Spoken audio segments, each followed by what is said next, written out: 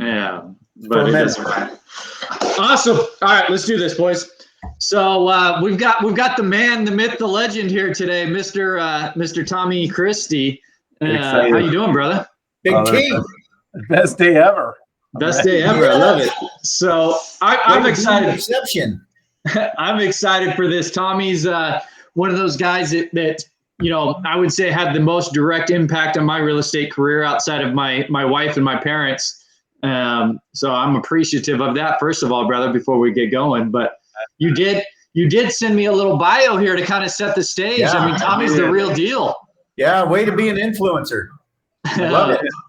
I'm going to go over these bullet points because they're pretty impressive, right? So I think probably first and foremost, a lot of people may or may not know that Tommy was, a regional president here at Blackstone's Invitation Homes, helped them acquire, renovate, and lease over 2,500 homes throughout Northern California. He's got an investment. I know, super baller, right? Investment activity in excess of $500 million, over 1,000 foreclosure and distressed property flips and turns under his belt. 10 years of acquiring both residential and commercial properties through the foreclosure process, completed acquisitions in 5 states in California, Nevada, Arizona, Idaho, Indiana. His holdings in California, Texas, Missouri, Arkansas, Florida, Indiana, which I want to talk to you more about, Oklahoma, and acquisitions in over 20 counties throughout California. The man's designed and implemented his own proprietary foreclosure software, among a billion other things. So how you doing, brother? So glad That's cool. That is wordy. That was a mouthful. Oh, I know, God. Right? I tried to get like that guy reading the MLS disclosure at the end of the radio commercials you hear there at the end, just trying to spit it all out. But man, there's some awesome stuff in there. Foreclosure acquisitions, research, right? Software, auction purchases, federal bankruptcy, self-directed IRAs, land trusts, options, sheriff sales, acquisition fund management, you name it all, Tommy's done. Hey, let's not forget the quiet title action, huh? Right? And one of those good attorney in this world. When you do volume, you got to have a great team to lean on. Oh, no doubt. Need a team. Yeah. No, there's no doubt. I've got a good question. So obviously, Tommy, you have been uber successful and such an influencer, and also, just a huge, guy that wants, that we want to mimic your success, and we want to be sometimes Tommy Two-Tone. And, you just live a fantastic life. But what I really would like to know is, before you even thought about real estate, I mean, what were you doing? What were you, how did you grow up? What was that like? Were your parents also successful in real estate? Or, just tell us a little bit about your background before, you first got excited about real estate. Yeah, so I think it's summarized this way. When I was leaving California State University, Chico, which is like the Harvard of California, the Harvard. That's right. It is. Interviewed with Pepsi, and I do remember telling them I wanted to be able to take a Wednesday off to go snowboarding, and I would be willing to work a Saturday. And I did not get that job, it turns out. So whether that had anything to do with it or not, so maybe honesty is not the best policy in some states, but I ended up selling coupons door to door, knocking on doors, and that's how I got my start. And so the investor that ended up ultimately mentoring me and teaching me and coaching me, as I still call him to this day, I can call him coach, would be someone who saw the value in me not being afraid to knock on the door. And I do believe that's what separated me, from so many people who are comfortably in their car, able to shoot a photo of a house and just keep moving. We went the extra mile to figure out who's behind the door, who's there, what's going on, tenants, owners, squatters, nobody, anything, so whatever you find in a house, that's kind of what guided me into the success there in the early stages of real estate. Yeah. So awesome. So you went from knocking on doors selling coupons to, I mean, how did you come in contact with the investor mentor? I mean, what happened in between there, brother? So my brother was a banker at Wells, and his biggest, one of the guys that would always come in with his head on fire was a foreclosure guy, trustee sale guy. And he got permission from his branch manager to ask, hey, if you're ever hiring, my brother's looking for a job. And so it turned out he had actually asked the branch manager, do you know anybody I could hire? Like it would be interesting to come and work for me.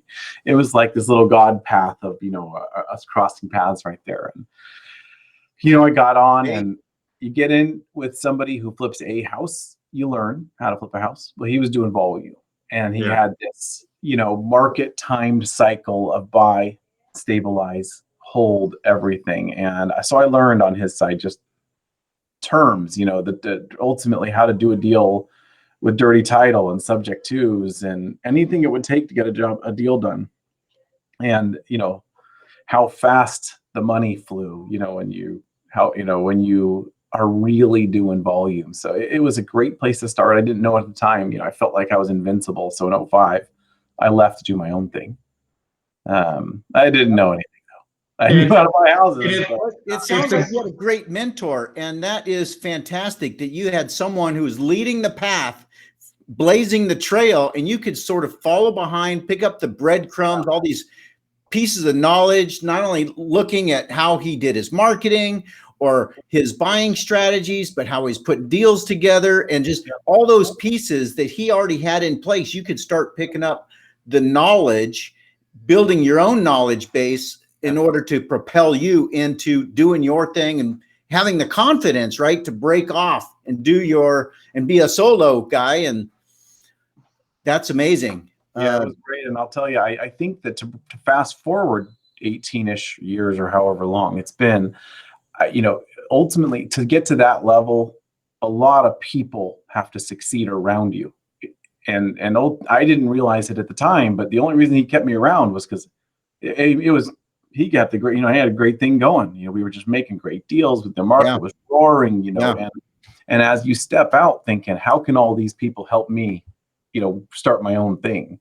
Well, in reality, you have to value the upside for the investors. They get their return on their investment, and the agents, they get compensated for answering 70 phone calls for every one contract you can put together. And so, piece by piece by piece, you don't put that together at the very beginning of your organization. You think it's about you, and it really isn't at all. It wasn't. Yeah. There are so many people, the title company, the lenders that, keep a deal together, the brokers that it's just, and zooming out, I see it a whole lot different now. Is that right? Yeah. How valuable are those connections that you've made? I to make it really relative, I'm a foreclosure guy right now without a job.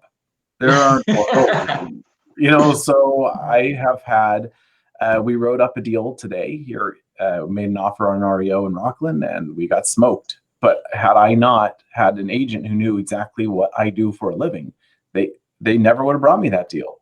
So people know what I do, and it's become just a network of, hey, my friend just needs help out, or hey, I'm an agent, you want this deal. And it's really, as a non-agent, as a broker, it's our goal. We compensate people for doing their part. You get paid on the inside, you get paid on the outside. They're the agent, they're capturing the commission.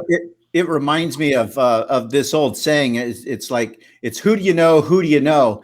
And you have really flipped that onto the other side, and it's like, who knows you, right? Who knows you? Because they're going to bring you deals, right? Yeah, it's like when you think about it from the standpoint of a mutually beneficial relationship, like what's in it for them. Sometimes what's in it for them is knowing that whoever they're referring to someone who can actually perform. You're a closer.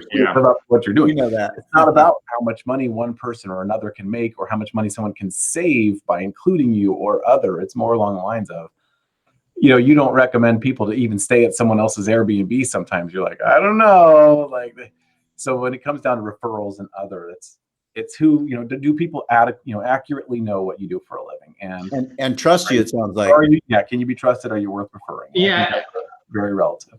I think you hit some interesting points there too. And I kind of got a little bit of chuckle when you mentioned, right, it's about not just driving by and taking the photos, it's finding out, who's behind the door and what's behind the door. Because there's probably quite a few scenarios where you pushed me and taught me to get, figure that type of stuff out that I don't necessarily want to mention while we're recording this. But, I think that kind of brings another segue into it, right? Most of our audience is agents and things like that. And I mean, what's kind of a good way or a dynamic or a base start is, so many of them, will come to us even. And it's like, how do I get that investor business? How do I earn that? And from sitting on your side of the table, I mean, what's the best way that agents can bring value to a guy like you?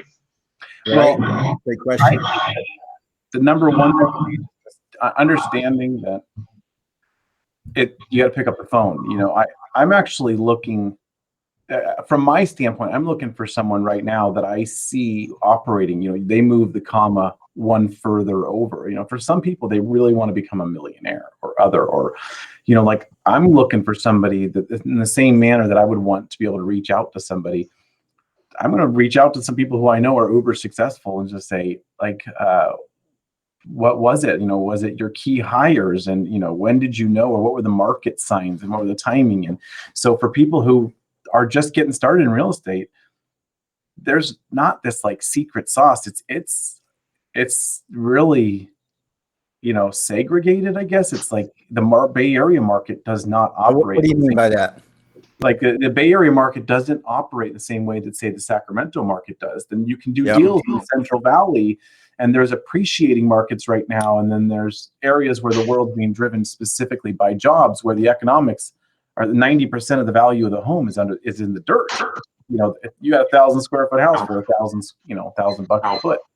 And just to give a little perspective is, we're in Northern California in the Sacramento area, and the Bay Area is about 80 miles to the coast. And so you can even come in 20 miles or so, maybe 50 miles away from where we're at. The market's completely different, right?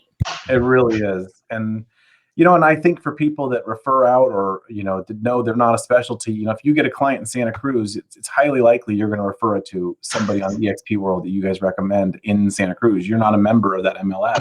So I invite people to reach out and just say hey, here's what I'm working on, or here's what I want to learn, or, or here's a part of who I think I am in the near future with buy and hold in my and the podcast world is just reach out to people. And I have a lot of people that after doing something like this, they'll just send an email or message on Facebook. Sometimes it's just hey, I didn't know you ever did that, or that sounds really cool. That's impossible. And some people are just they're all I'm working with a guy right now that's confident he'll be able to leave his W-2, and that's a big jump, to be able to make your income, control your time, and get out of his W-2. So I get super motivated by being part of people's next step. That's a big jump, but that's right. That's a life-changing jump, man. I love just hearing when people are doing that.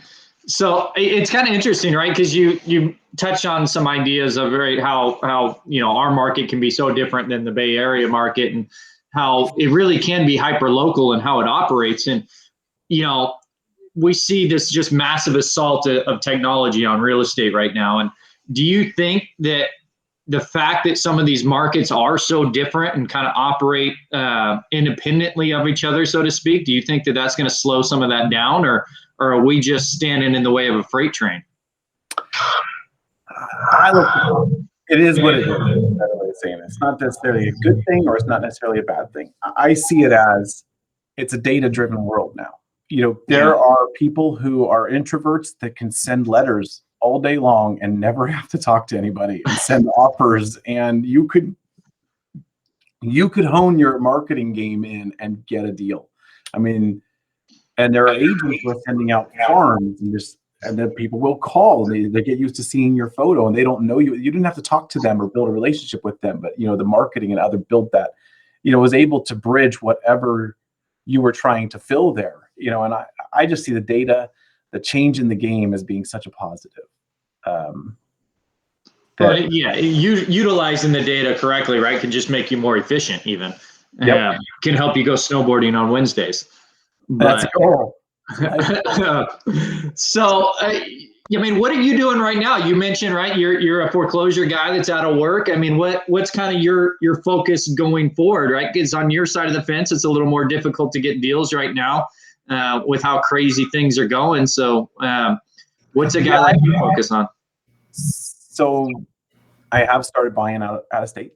We're buy and hold in where we just kind of found a niche of what kind of product we're looking for and how we have it financed. And what really motivates me now are the BRRRR deals, like the buy them, renovate them, rent them out, refinance them, repeat it, keep it forever. And right. BRRRR. And one of my companies is called iloverentals.com because I love rentals. They just make me happy. And I feel like future me, I would love to not sell houses anymore. I don't mind flipping houses because I love the art of it. When you move a wall and you perfect a kitchen and it's stuff that you can really get into, you can really get involved with. And so maybe I flip a couple of months. Functional obsolescence, right? To modernize these old houses. Yeah, modernize. And so I bring it as like there's rehabs, where you're just making it smell better. There's remodels, right? And you're actually moving walls, you're adding bedrooms, and then there's redevelopment stuff, which is you're actually adding units into the back or other, and then there's restoration, which is you're restoring an 1890s house with everything, and that's like a labor of love, and that is not my niche. Yeah. So you have that in like downtown areas of some cities where they have historical properties. You can't do this redevelopment that you talk about without jumping through a tremendous number of hoops. You're mostly restoring these old houses. And so if I could feed my rental addiction with flipping houses, and it helps me pay the bills, so I can just buy more rentals. Like I just feel like holding on to properties right now is a great long-term bet with the irrationality of material costs and new building codes and just I think you're in good company. If you look over time at all the people that are uber successful, no matter where they got their money, they usually funneled it back into real estate, which is a stable asset. They understand it. It tends to appreciate over time, and there's positive cash flow, right? And depreciation, all the tax benefits, and it sounds like there's not that many negatives. Of course, we all have our horror stories of tenants or flips or whatnot, which maybe is a good segue into some of these life events that we get exposed to. Sometimes good, sometimes bad, and sometimes absolutely hilarious. I'm sure you've got your fair share of them, right, Tommy? Oh man, I have learned there is a learning curve to all of this, and you've learned how to expect the unexpected. Sometimes I wish some of these houses had smell-o-vision. Oh yeah. I think for the betterment of everybody else, it's a good thing they don't. There's definitely been some of those that we've walked out of and just been like, man, I want to burn these clothes. Yeah, you don't know. Like to take your clothes off outside, not even in your garage. You have to take them off outside in case there were roaches or fleas or other, and just that's buying distress. And I think that as a non-foreclosure guy now, because there's no really foreclosures, it's just distressed real estate is the vague. It reminds me, some of the guys that go into some of these houses the most often are the deputy sheriffs that work the eviction department, and they know they'll put on some galoshes or some kind of wrap around their shoes. They get out the spray and they're spraying up and down the legs of each one's, because when they go, and their gloves, right? Sometimes masks. They're totally prepared, because when they walk in, they know that anything can come at them, especially smell, and they don't want to attract it onto their clothes, take it home, put it in their car. Any of that sort of thing. Yeah. I've borrowed that spray before, by the way. We got to tell a big thank you to all the sheriff's officers that have taken care of our unlawful detainers for us. So obviously, right, you've done a tons and tons and tons of deals. So there must be a good story or two that you can drop on us here, Tommy. Yeah, if I had to shrink them down to 60 seconds and I could get 2 in or 3 in instead of 1 3-minute story. Like I got 3 that are really, really entertaining. We'd love to hear them. Yeah. Let's hear it. In 2006, we were doing Santa Clara County, and we bought one in Campbell. And just Lovely city, by the way. the woman had broken out every middle window and putting up tinfoil in every window and on top of cardboard. She just felt like the government was shooting gamma rays in her house, and it upset her son, and to the point where he moved out. And she tied me to like the Kennedy assassination or something. Like, I wasn't alive. Like, she was right out there. Well, the sheriff comes, does the lockout, and they say, grab whatever you can. And she grabs a fishbowl, a spray painted Christmas tree, and some book of something. And I'm like, you could fill your entire house. You were leaving there with only 3 things. And she grabbed a spray painted Christmas tree. Well, she walks outside. She talks us into letting us go back into the house to get her bus pass. The sheriff pulls off. We already changed locks. And she went in and sat on the pot. And this is like a late 60s woman. Oh, no. She left you a big deuce.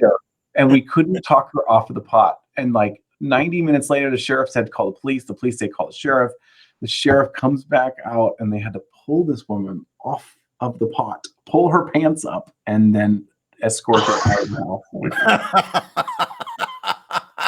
It was so uncomfortable because it's like, it's like that's someone's mom, or like you look and it was so uncomfortable because like the cops are talking through the door, and they had a female sheriff there just in case. And they were trying to talk, some sense in this one, like pull up your drawers and put your pants on and leave. Oh man. So no more letting them back in after the locks are changed. Oh man, that was crazy. We did one this year. The tenants got their eviction paperwork, punctured a hole in the wall, put a fish in the wall. A fish. Oh, and my God. Didn't have to move out. So they had to break out all of the drywall because they knew they were going to be able to stay. Like in their mind, they thought we would be just confused. Like, where'd this fish go? Like, where's that smell coming from? Like, they were getting one off on us. And like you would never figure it out. They were living there now, and we couldn't get them out because of COVID. So they had to move. That's pretty funny. They were able to take possession again, and we could do nothing about it at the time. So they had to take the fish out of the wall. That's funny. I like that one. And then a final one, we did a rental inspection, and this is now going on 10 years ago. And the woman had a grow in her family room. She was just growing pot. And we just knew, well, I don't know if this is legal or not. And we're members of the California Apartment Association. You call them and try and figure it all out, right? We shot photos of everything. And about a couple months later, she had a slip and fall. And she blamed us, like a slippery floor, right?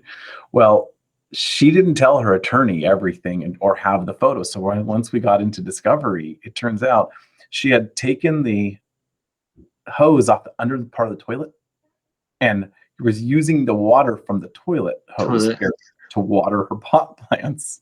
And we had photos of everything and documented it through, and she didn't tell her counsel that. So they threw it out. They threw out her case based on the fact that she ate it. She admitted to it. She's like, yeah, that's because whatever medicinal, whatever plant she had, kind of built into that. And that's how that was the water source. So people will go to all extents to kind of play the rule, not play by the rules and, skirt around the rules. And with the right amount of counsel and the right amount of due diligence, really actually managing your rental as well, like it turned out okay for us. But it could have been a bad one. Having the right team in place. Could have been. Yeah. It reminds me of, there were a number of times where, I would go out and do cash for keys, and they would have a grow operation in the property, and their crop wasn't completely ready to harvest yet. And so they would move out in October. Yeah, they would negotiate staying in the property until they could harvest. And they weren't in I guess they were in the ground and not in potted plants. They could just move. But that happened quite a few times. This is before marijuana was legal in California. I don't know how long it's been legal now, but even probably people can't grow more than X number of plants for their own personal consumption. But it's happened quite a bit. I dig it. So I've got one, right? You're 18, 20 years of buying into this thing now. So, let's say we pick you up and drop you in the middle of the country somewhere, and you've got to go find a deal in 30 days with no money. What do you do? No contacts, no credit cards. Right. This is your undercover billionaire moment. Let's see if right. you can channel your go-to? For those of you guys that no matter where you live, and some cities are different though, but whenever you see that, the vacant, the board ups, the super tall lawns, which that was maybe 2008, 9, 10-ish stuff where the banks just didn't know what they were managing. Well, in this market like this, there's no reason it should be vacant now. In other states, it's different, but just the general disrepair, the ability to provide value, whether it be just, buying something, you'll find that you're buying something of value that someone else has no value in. They genuinely have abandoned it because they feel like there's no value at all there. And then sometimes it's dirty title or death or, I just feel like if there's that one product class that's easy to just say, if you don't love that thing, I do, and I will take that off of your hands right now. And that is, I love vacant houses. Yeah. I just love vacant homes. Are you looking for equity or are you looking for terms? What do you look for when you find these? Well, uneducated me means I'm just looking to find it to be vacant. That is the first, you will be surprised at how things that look vacant, they are not vacant. People yeah. Someone lives there.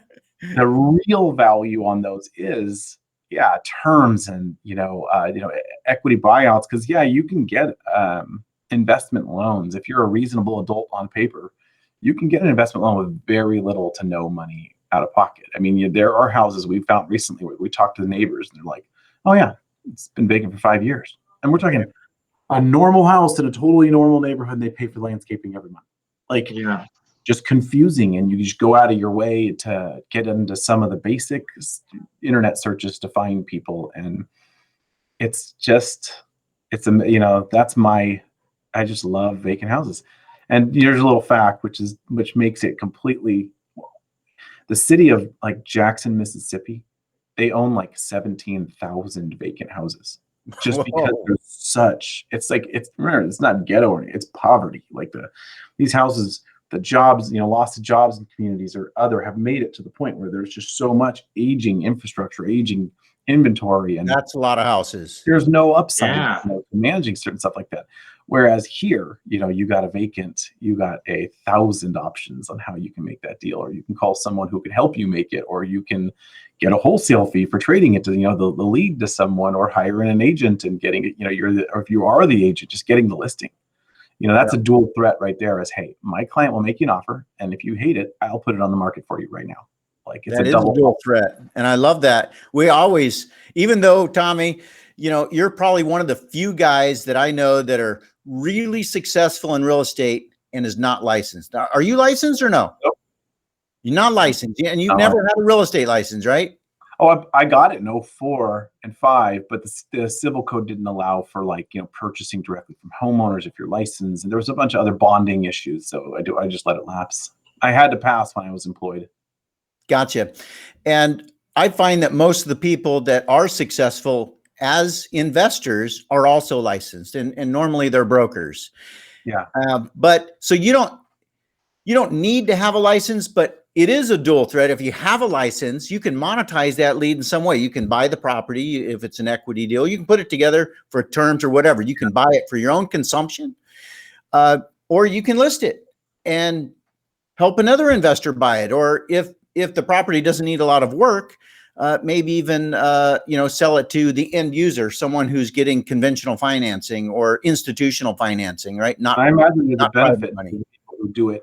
They'll buy their own house, they'll be their own agent or their husband and wife team, and the husband has the agency and the wife does the rehab, or it doesn't matter what you do with it. There's probably a ton of value in getting it. But for me, I kind of have built it as like regional. We work with a Wilton professional that just knows everything that has to do with ranches from Stockton all the way up to Sacramento. And You got somebody that covers woodland, and you got people that are, they have a pulse on the market. We've gotten deals that didn't even know were available, just because you're willing to compensate an agent or a broker for doing their part.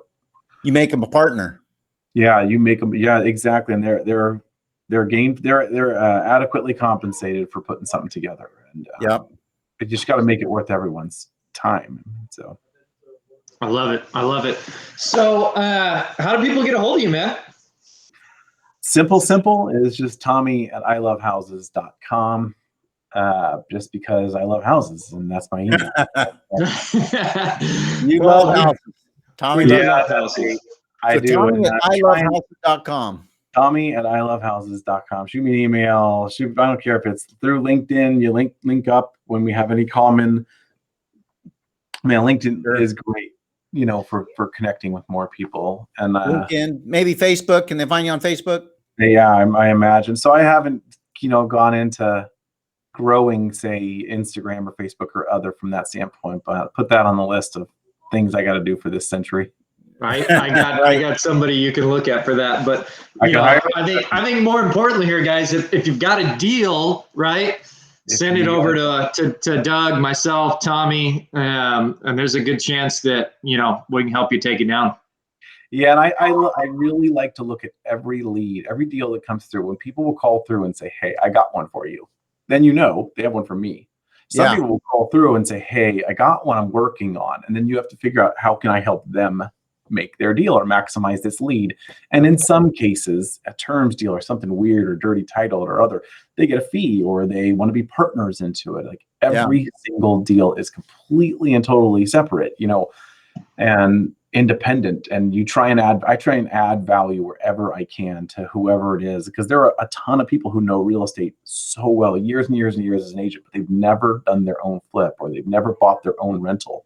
So I just try and be a resource for whoever reaches out to me. And a tremendous resource. So people definitely who are watching this, if they have, if they think they have a deal, if it smells like a deal, definitely reach out and, have a conversation, present the information, and, and if there's a solution to be found, Tommy, Sheldon, or myself will find a solution.